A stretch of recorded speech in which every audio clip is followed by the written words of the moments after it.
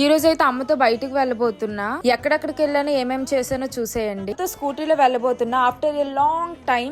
నా డ్రెస్ ఎలా అనిపించిందో కామెంట్ చేసేయండి. మరి ఇంత ఎండలో అవసరం అన్న ఏంటి పేరెంట్స్ అసలు వినరు. సరే వాళ్ళ మాట అవ్వాలి కదా. లాస్ట్ కి అయితే వెళ్ళిపోతున్నాం. చూసేయండి ఎంత ఎండ ఉందో బయట. వెళ్ళగానే నేనైతే మొక్కలు కొన్నాను, కానీ ఆ క్లిప్ తీయలేకపోయా, మర్చిపోయా. అందుకే ఇక్కడ వీడియో ఇంటికి వచ్చాక తీసాను అనమాట. 2 లక్కీ ప్లాంట్స్ అంటారు. పెట్రోల్ అయిపోయింది, బండ్లో అయితే పెట్రోల్ పోయిస్తున్నాను. ఇక్కడైతే మా షాపింగ్ అయితే స్టార్ట్ అయిపోయింది.